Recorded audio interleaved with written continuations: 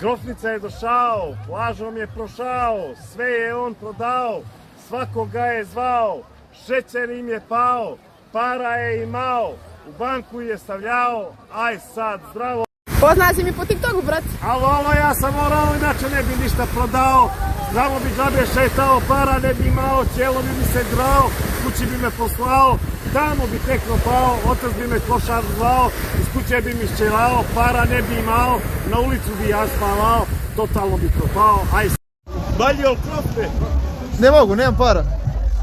Ako nisi para imao, što si ti u Sutomore došao, bolje si pazar, ostao i goveda čuvao.